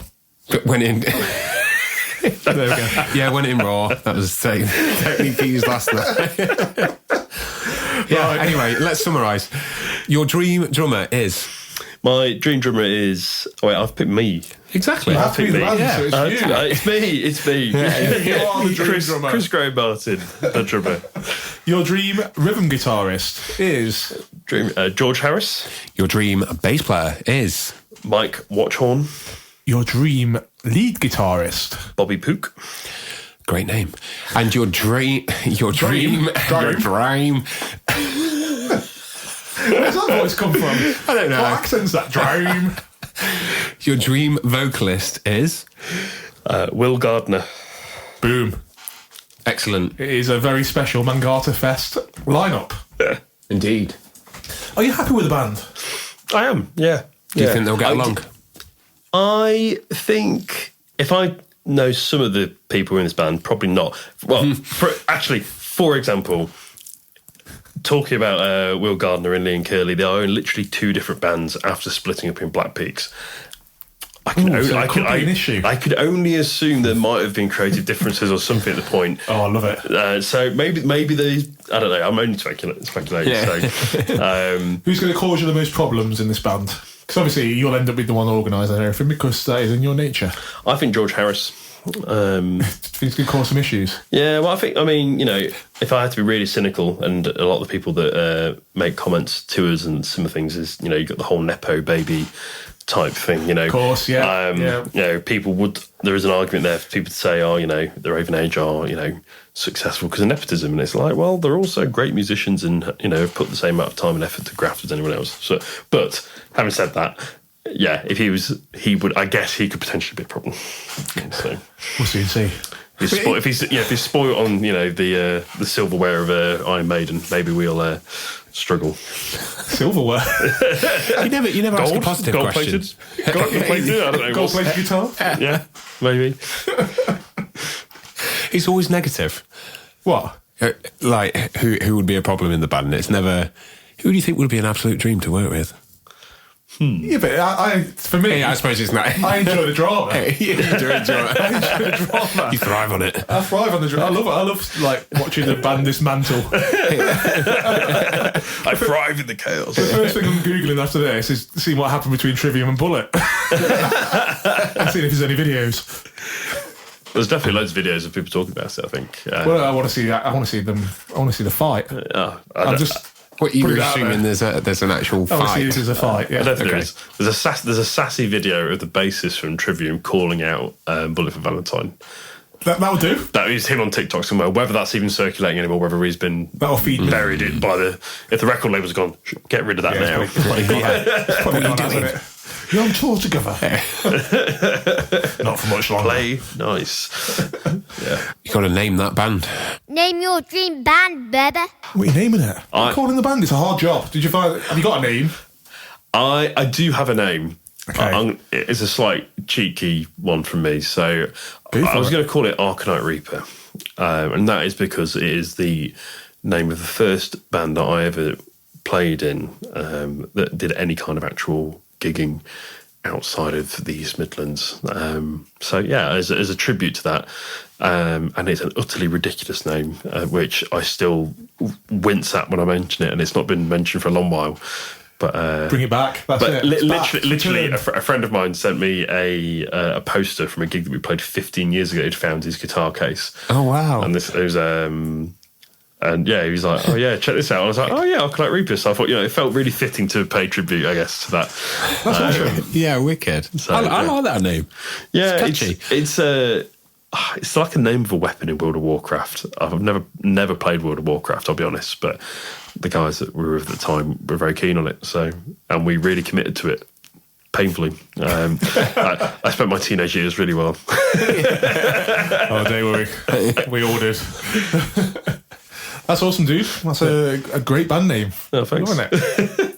Oh, we've reached the end of the podcast. That's it. It's the bit we don't like. It's time to say goodbye. It's been a pleasure. No, thank you for coming on. Yeah. I hope you've enjoyed it. I have really enjoyed it. It's been really nice hanging out with you guys for a bit. It's been A lovely. nice time. That's the main. All we want to do is spread joy and happiness and have a laugh and talk shit, basically. Yeah. Well, we've definitely done that today. I think, Definitely for done that. Oh, another question, actually. Are you a dunker? Yeah, I'm a bad dunker though. I dunk for too long. Oh, so you get clag. Not in clag, just the biscuit falls apart. I just get too. I want the max dunk. And I always get carried away. I'm too greedy, and I always end up with at least half a biscuit floating in That's the tea. what Daddy fears. Daddy doesn't like the bits that float in tea. What's your favourite Dunkin' biscuit? That's a hard one because I love melted chocolate. Like, for chocolate digestive, but for actual biscuit to tea ratio, it's got to be a digestive, I think. Just a plain digestive. Plain digestive for actual ratio, but if I was going to treat myself, I'd go for a chocolate digestive. And how long? What's your... this is it. You'd think 4 seconds? You'd think I'd gain enough experience over time that I'd get it right. But yeah, I'd probably go for 5, and then that's why it ends up floating in the tea. You pull it up and it flops. Yeah, and it flops. It does that belly flop into the tea. Yeah. Is that all it needs? 5 seconds, that's it? And then it will start to let go? I'll time it when I do it. Because I don't do it. Yeah, no, you can't be long in it, Danny. You can't. It also depends on how hot your tea is. Also, the other technique, though, is using Kit Kats as a straw. We've done that. We've done that. We did it with... Was it Kit Kat? It was a Twix. Oh, Twix. We've done it with Twix. Yeah. We've not tried Kit Kat yet, have we? Kit Kat Chunky is like the dream one to do it with. It's a bit girthy, isn't it? Oh, mate, yeah. Like, you're... That's strange. If we was to do that on video, that's going to be a strange video for us to make, I think. Maybe you should then. It's also diabetes in a cup at that point, so yeah. Well, we're saying goodbye, but we've gone off on a biscuit chat. Tangent there. Why not, eh? Why not? So where can people find you on social media? So you can find out, so there's Mangata Music, Mangata Festival. You can search for us both on social media. It's pretty standard handle. I usually kick around on Facebook, I'll be honest. You can just find me as Kris Graham Martin if anyone wants to add me. I'm usually inundated with people sending friendly requests for the bands and all that kind of stuff, so yeah. Amazing, dude. Thanks for keeping the live music scene alive, mate. Pleasure. Thanks for everything you do. Thanks for playing the shows as well. It's a while for me. I think you guys are playing a show for us soon in August. Oh, not me. He is. Oh, okay. Yeah, with Papangu. Yes. I only did one they're show. a really with cool band. Parallax Method. Oh, okay. I did one show and fled. Oh, fair enough. For 8 years. For 8 years. I fled for 8 years. Didn't see Danny for 8 years. I came back and started a podcast. Came back with a vengeance. You recorded the first EP, didn't you? And then I did the first EP. I played one gig in was it Glasgow? Yeah, Glasgow. And then fuck this. I'm off. Took too much out of me. Too complex. Fair enough. 8 years to recover. And then they released an album. The album they released is absolutely amazing. I love it. Yeah. I was just sad it's not me on it, but I was able to play it. So I think you're Thank the God. biggest fan of that album. I think I probably am. Yeah. I do absolutely love it. But yeah, anyway, talking about Danny's bands. Okay, that's big enough. Well, Yeah, looking forward to that show, dude. Thank you for booking us. Yeah. No, pleasure. Looking forward to it. 19th of August. Well, that's it then. All right, that's it. Goodbye. Thank you for coming on the show. Thank you. Cheers, dude. Cheers. Bye. Goodbye.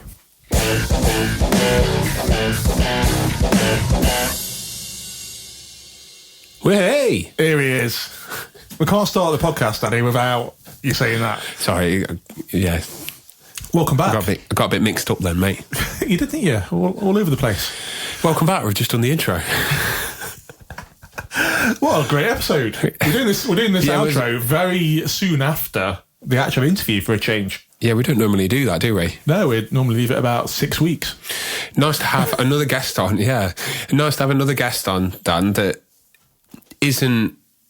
I didn't realise Kris played drums, but so I can't really comment on his drumming You were just going to say he's not a musician, weren't you? No, and but is that because he's a drummer? That's what I want to know. Drummer burn.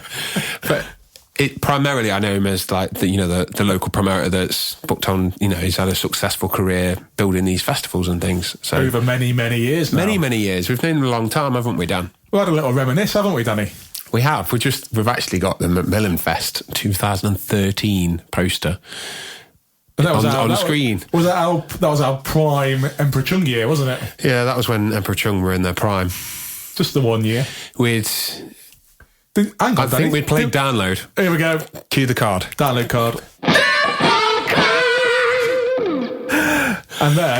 and then we played Macmillan. So it was fantastic. I mean, look at the lineup, Dan. Can you remember? Can you remember playing it? I'd like to say yes.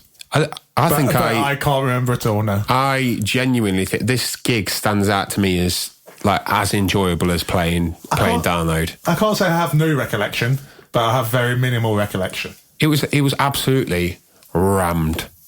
I think it was just like, it might have been a little bit of buzz maybe that was generated because it was like, oh, they just played Download. It was so cool. I was just looking forward to seeing Tesseract, I think. Yeah, I mean, we were supporting Jet Black. They were like, can you remember? They were like that 80s. Co-headlines, did we? Would you say that? No. Oh yeah, I do remember Jet Black, and I remember Scarlet Riot actually. So I probably can remember more of it than I think I can remember. Oh yeah, Long Dead Signal played. Can you remember them? Ben, the singer from Long Dead Signal, really good. Yeah, I can remember. Yeah, they're like Muse kind of thing going on. Yeah, Castle City, they're awesome. Played with them a few times. Local to us, Danny, JD and the FTCs. Oh yeah, good old Daz. I think he played with them for a little bit. I think he did, yeah. Yeah, had a little bit of a spell with them. Scarlet Riot, and yeah, it was a brilliant time. Brilliant time. But yeah, and that was one of Kris's festivals back in the day. Yes, and now he's moved on to Mangata Fest. Is it Mangata or is it Mangata? Mangata. Should we say Mangata? Well, that's what I said. So you can say whatever you like, but I'm sticking with Mangata. We're going back to that vowel thing that we were on about the other. Mangata. That sounded ridiculous. Mangata. Like it's Italian. Italian? Mangata. Okay. Okay. Yeah. Another great lineup this year. Well, who's headlining, Danny? The Raven Age. And there's the 500 on there. Can you remember the 500? No, I can't. No, we played with it. We used to. Did we? Yeah, I'm sure we played with Isolaces at some point. What and then them? Spiritus used to play. Are they still going? Yeah, they're still going. For fuck's sake! Well, how good for them. Echelon are playing. Yes, Simon. Yeah, Simon's band. Techfest. Well, I mean, we've had to listen to some of these bands, haven't we? Because of this having podcast. to do a bit of research into Kris's choices. But there's if you are, I will say that there's a few bands on there with logos I can't read at all. And it might be me getting old. No, you can't. But maybe on a poster, maybe do a version of your logo that people can read. Just a little top tip there. Just a simple top tip. A top tip. For us old folk. So, actually, this episode is out, Dan, before the festival starts. It is indeed. There's 46... Danny, it is, if I get my finger out and get the episode edited and done. If it doesn't come out before the festival, then I apologise. Yeah. I tried my best. He did try his best. No one else tries. No one else tries. So there's 46 bands on, and there's 5 stages, 1 day of heavy music, it says. Hell. And there's it's also on a pre-show as well, Danny. Oh, yeah. Solgata Fest. Solgata. And then Mangata. And then there's a Luna after party as well. I like the Luna. I like that we've done with that. Yeah, Luna. Saturday, the 12th of July, 2025, in Nottingham. Get your tickets. Get down there. They're readily available. Are we going? Yes. That's the plan. Haven't we got a special guest with us that day as well? He's unavailable. I've asked him. No. Yeah, honestly, I'm gutted. Oh, I thought we had a special guest. Yeah, but we don't have a special guest with us. He was a bit gutted as well. But yeah, so it's just us. That's all right. Put up with you again. So we might see some of you there. Yeah, hopefully. Come say hello. Indeed. Well, actually, don't leave us alone. Sorry, take that back. Do not come and talk to us. Should we start? If we want to talk to you, we'll talk to you. Should we start talking about the Dream Band lineup? Kris's Dream Band pick. Yes. You got it up now. Do you want to share the price? Early bird is £33, but it's sold out. It's standard entry. Why did you share that then? Because, like a normal person, I read. You didn't have any filter. You just read what you saw. I just read what I saw. You see. Yeah. Standard entry. Yeah, standard entry is £44. There we go. Which for the amount is of good bands value for the amount of bands that are on. It's less than £1 a band. It is taking into account whether you like the bands they're playing. Okay, maybe we can help with that a little bit. Yes. So let's evaluate. Evaluate.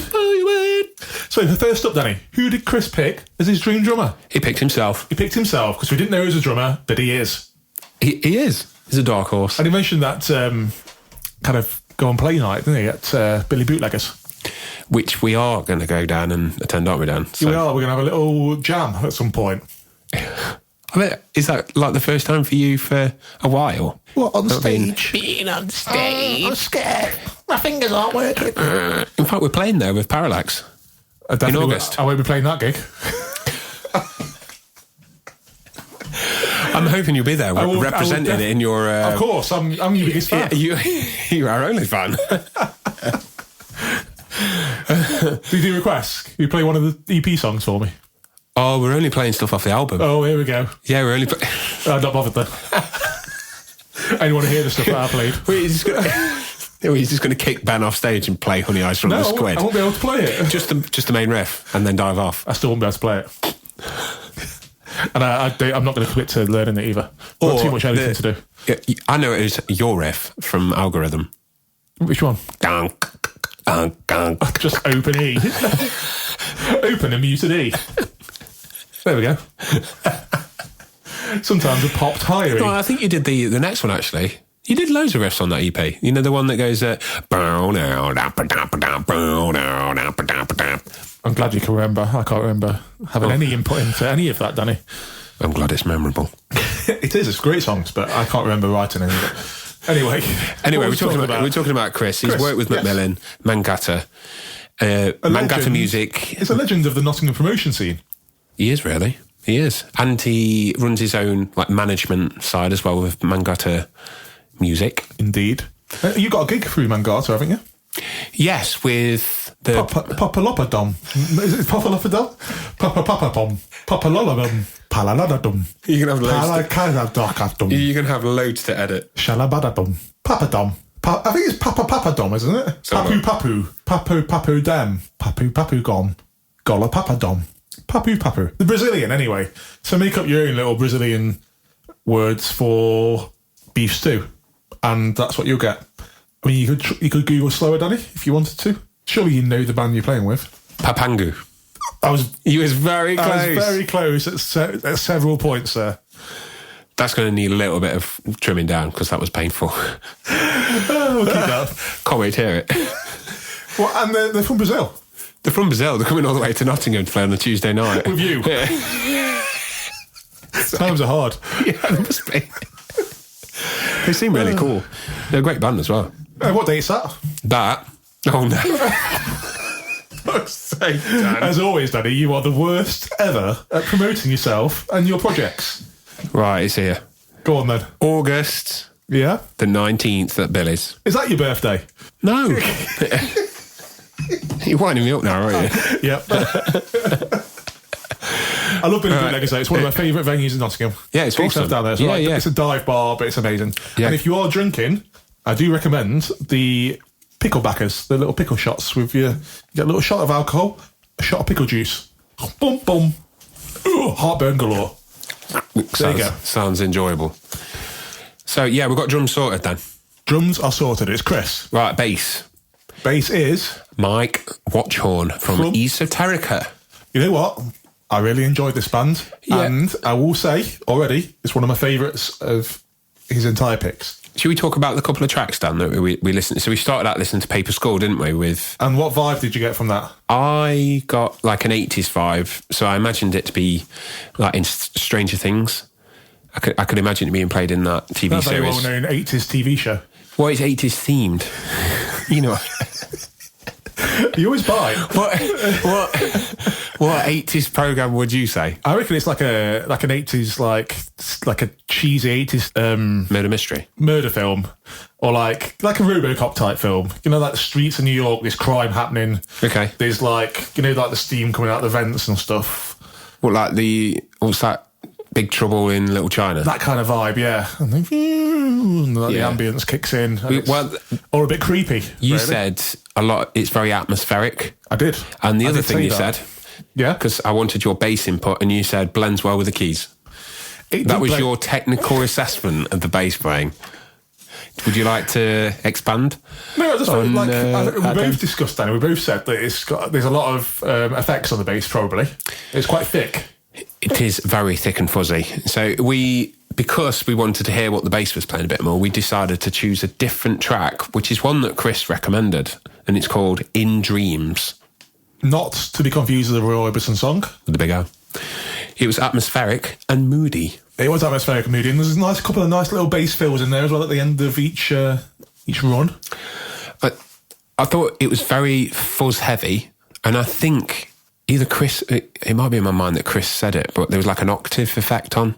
It sounds that way, doesn't it? Yeah, you remember your old bass amp? It used to have I think that had an octave function which on one? it. Oh, the PV. I think the PV. It was a had it. PV. I mean, it was almost unusable. It was just that low. It was horrific. Yeah, For our music, anyway, at least. yeah. Because you're already low anyway, aren't you? You don't need it. Drop C sharp, was it? We started out in drop D, didn't we? But then we dropped to drop C sharp. Yeah, The chung was that? that was for isolysis, and then C we for dropped down chung. another half step for Emperor Chung, and then Parallax. We went right back up to standard. Yes, not easy on my fingers. After all those years, it's that's what I'm blaming on my lack of Dexterity. staying power in Parallax. I want to tune lower. If we'd have done it in C, I'd have been there forever. Not true. Yeah, it's a really big bass sound. I wrote that it serves its purpose. Yeah, I really enjoyed You the know, music. So at the end of the day, it fit the songs, Yeah. didn't it? Really, and yeah, I really enjoyed it. I'm looking forward to seeing them actually. Yeah, really. One of really. my top picks. First guitar, First guitar was George Harris George Harris. It's Steve Harris's son. from the Raven Age. They're headlining the festival. They are headlining the festival, Danny. What did you think? Well, we had to listen to Guillotine. Well, it's very polished. It's a very polished recording, isn't Very it? polished. I'd say radio friendly, Yeah, yeah, for better or worse. Really. yeah. If you heard it on Kerrang radio, it would blend well with that kind of playlist, wouldn't it? Yeah. It's a every person kind of inoffensive. Yeah, it's inoffensive. Yeah, it's inoffensive. There's a cool guitar solo later on as well with like, I mean, that had kind of a Maiden-esque harmonised vibe. And then a little breakdown afterwards. Yeah. And basically, it's got everything you want from a kind of pop hard rock song, hasn't it? Really. Yeah, I mean, it's a very, I suppose, trying to imagine how his guitar sound would blend with the bass of Mike. I think it'd be really interesting to see what they're like live, Danny. Yeah, I mean, that's going to be a true reflection, isn't it? And give us a bit more of a real life. It was probably overproduced, really. To my taste. What we're guessing, to our taste. Yeah, to our taste. Probably. But what do we know? Overproduced. But the headline in the festival, so yeah, what do we know? Next up, Lead guitar. it's Bobby Pook. What a great name. What a name. No. I mean, if you could be born again, Danny, would you be Danny Pook? If you could pick your name. Well, I can still change my name. Danny Pook. Here we come. Yeah. I'm not sure how Heather would feel about it. No, she'd have to change her name to Heather Pook. Heather Pook. Heather Pook. HP. She'd be back to HP again. She'd like that. Yeah, She'd like she that. would. You could probably relaunch yourself then. It'd probably be good for your musical career, really.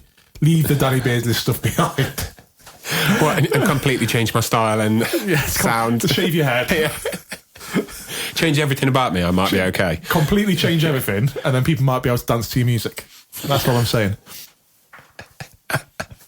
What do you think to that? Anyway, I'll take it on board. Bobby Pook. Bobby Pook. What band was this? Sorry, I've forgotten. He's from the band Blanket. I've not heard of Oh. these before, Dan. I really liked it, didn't I? I made lots of notes on these because I actually enjoyed this band. Read back what I said first. One of my top quotes. Oh, you didn't write anything down for this, did you? Because I liked it. That's why. You said it was your favourite out of the Actually, list. it was my favourite, yeah. Yeah. It was that first track. Yeah, the track is called Levitate. Now, it started out with some nice ambient cleans, didn't it? Which is definitely your street. Yes. It's got that kind of shoegaze, kind of Death Haven kind of Death sound. I've written Death Haven. Death Heaven. Is that a holiday camp? Like Haven for deaf people? I'm talking about Death Heaven. Yeah, it sounds like... So Death Heaven have got a non-black metal album, basically, where it's got clean vocals and tingly-tangly guitars and all that jazz. It sounded pretty much exactly like that. Yeah. So do you think they definitely drew some sort of inspiration from them, then? I reckon so. You So reckon? that vague... I think I said it, like vague vocals. Yeah, you've described that really well, Dan, because Dreamy, vague vocals. there's obviously melody there and there's phrasing, but it's very wishy-washy. Yeah, In a way. I think it's what a lot of black metal vocalists use, or more screamy vocalists use, to cover up the fact they can't sing. So It's a bold claim.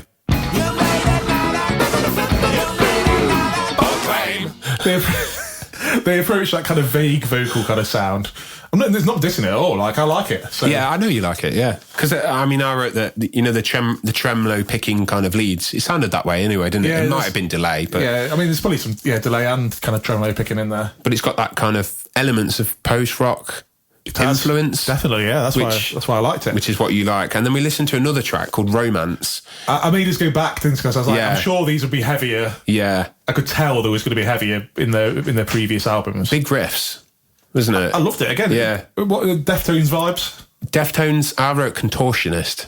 It had a bit of that going Some on. of the more technical kind of riffs in there. Like math rock kind of. It was a weird blend of like Deftones, shoegaze. Yeah. Some heavier drums in there as well. Yeah, the drummer was really good. But guitar-wise, really very interesting. Yeah, non-standard. Which is exactly what we like. I agree, non-standard. Yeah, non-standard, that's the thing that Kris said, wasn't it? That he doesn't know how all of this is going to blend. Will it blend? I'm not sure at this point because because of I think the production on the recordings are so different, aren't they? And the genres, it's such a they do mixing not pot. blend, but it might create something really cool. Kris had a point though. If they're all good musicians, they should be able to adapt and work together. So it's on them, really, isn't it? Sort your shit out. So finally, the vocalist is Will Gardner. So from Skin Failure. Who are also playing, all these bands are playing Mangata, of course. Yes. So we started out listening to a track off Radilac, which is a great album name, isn't it? Great artwork as well. Yeah, it is killer artwork. We picked this track because it's got Ed Gamble on it, but it was like an intro or something, wasn't it? I think it said on the song name that it was a skit. Is that what... I didn't see that, Dan. All you saw was featuring Ed Gamble. Yeah. And you clicked on it. I pressed play and you went, Danny, this track's almost finished.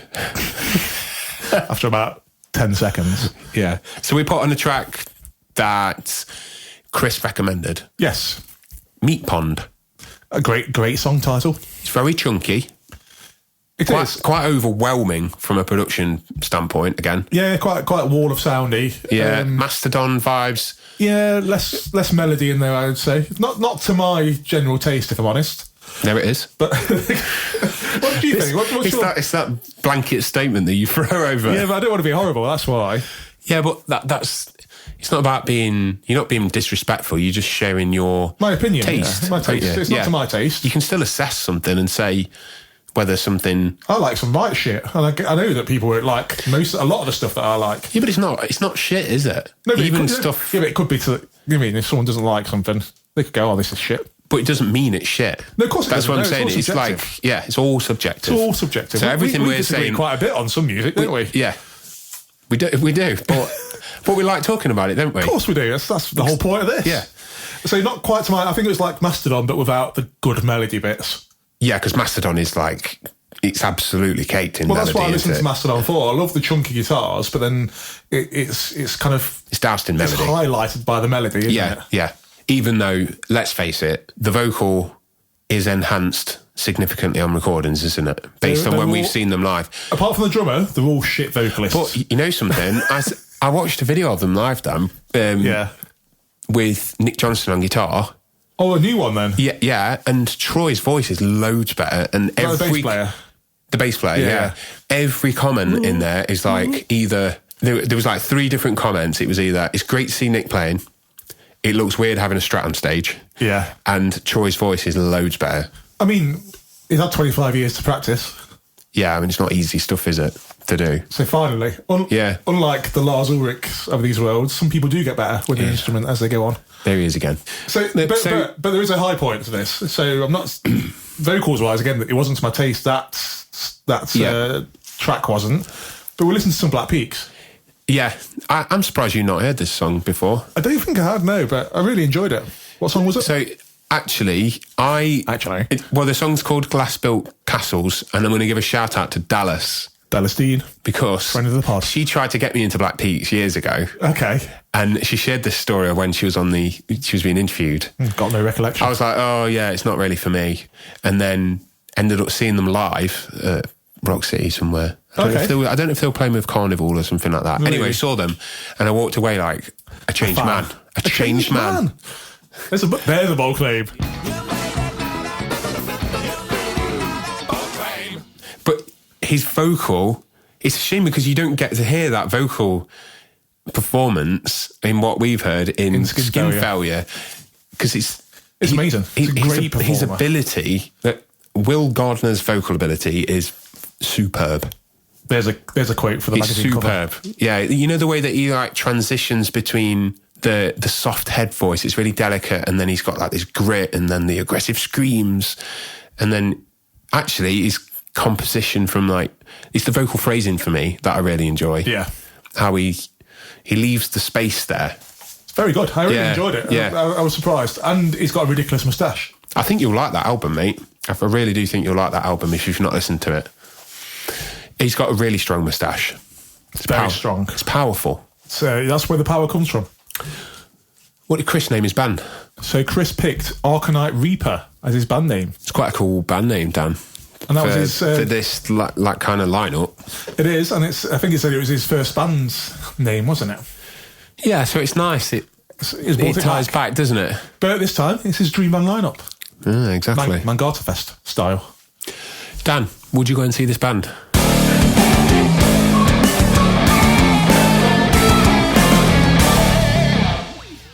Yes, I would. Well, in a strange sort of way, you are going to see this band. I am indeed, because... in pieces. They're all available. And then, you know what? We can make our mind up properly then, can't we, Danny? Once we've seen them all. Yeah. That'd be very interesting. We've not done that before. I'd go and watch this band. Well, normally, Danny, it costs us thousands of pounds to see all the bands, all the people in the bands that are in these Dream Band lineups. Yeah, or so it's it good. simply isn't possible anymore because they're dead. Yeah. Whereas these, currently, touch wood, remain alive. It's a nice change. They're all under one roof for the... Well, a few roofs. For the reasonable price of £45 a ticket. Would you buy a T-shirt? Daddy, would you buy a T-shirt? Daddy, would you buy a T-shirt? Daddy, would you buy a T-shirt? Put your money where your mouth is. Daddy, would you buy a T-shirt? Daddy, would you buy a T-shirt? Daddy, would you buy a T-shirt? Put your money where your mouth is. How are you envisioning this T-shirt? Should we just quickly AI it now? Yeah, just 1 second. So we just chat GPT'd it. Yeah. Can you describe what you saw? It's like the Grim Reaper with an axe. The World of Warcraft. Axe. Is it World of Warcraft? It is World of Warcraft, Danny. Well done. Are you a World of Warcraft player? Have you ever played it? No, I haven't, no. No desire to? No, but I mean, if there was an opportunity to play it, I probably would. I like games. Have you ever played an online, massively multiplayer online? Oh, it's not a board game? No. What am I thinking of then? Dungeons and Dragons, probably. I'm probably thinking of Dungeons and Dragons. I like board games. Oh, here he is. I prefer board games to computer games. Okay. It's a bit more like when there's a group of you, you can interact and chat and stuff. You can have headsets online, Danny. Talk shit. Maybe it's just it's the new age. It's the new age, isn't it? I'd rather sit down and have a game of Monopoly. There it goes. Would you buy that T-shirt? Probably not that one. Something similar? Something similar. I don't think I'd buy a T-shirt. What? Because it's like really metal. Other designs are available, but not that design. No, if you're talking about that design, definitely not. But I think maybe like a simple design where it was like the name of the band in just font form. Oh, you are more of a simple person, like with T-shirts. Yeah. I quite like the idea of the axe, the Arcanite Reaper axe, maybe with the band name inscribed on the axe. Would you buy it? I don't know. I'd consider it. Would you wear it? Well, I don't really care what I look like, so yes. What am I wearing right now, Danny? It's a great T-shirt. It's a toad under a toadstool with a butterfly and a crescent moon around the left breast. Thank you for the description. What colour would you call this, Danny? It's like a dirty port, isn't it? It's like the colour of the licorice and peppermint tea. It is. It's a murky brown, isn't it? Pond water. Pond water. Great tea, though. Right, Danny, what else we got to say? Thanks to our listeners. Thank you. For tuning in. Thank you for Chris for joining us. Yeah, absolutely. It's brilliant to have a nice chat and catch up. And like you said, without the gig being going on in the background, which is normally what happens when we see Chris. Yeah, we did talk about that, didn't we? You get a 2 minutes short conversation where you're screaming at the top of your voice because you can't hear each other. and then it's like, oh, I've got to go and get ready for the stage, or this band needs help with something. Yeah, it was lovely having a normal chat, Yeah. which has probably never been done before with Kris. It probably is one of the very few times that we have. What a shame, eh? Right, dude. Thanks to our listeners. All the usual stuff, basically. Give us a 5-star review. Indeed. I'll get that in there. Yeah, 5-star review. And make sure you give Kris a follow. A follow on Instagram with Mangata Music and Mangata Festival. Well done. You got both of them there. I thought you missed one out. No, well done. Get yourself a ticket, get down to the festival and check out some of these awesome bands. And do say hello to us. Oh, we don't bite. What shall we wear? It's too early to discuss clothing, Danny. I can't commit to that. Fancy dress? Shall we go in fancy dress? What are you wearing? I'll just wear my bee costume. You love that bee costume. I don't love it. What shall I wear? What shall I dress as? I don't think... It's not fancy dress, by the way, just in case we're setting people up to embarrass themselves here. Okay. Maybe you could dress up as Nigel Mansell. Or just the moustache. Oh, I need probably some hair as well, actually. And probably always kind of racing driver get up. You need to actually arrive in a racing car. Yeah, it's not happening. You're not allowed to get out the racing car. Right, listeners, anyway, enjoy the pod. We'll see you there at the festival. See you there. Until next time, goodbye for now. Goodbye. We're so sorry to see you go, but thanks for tuning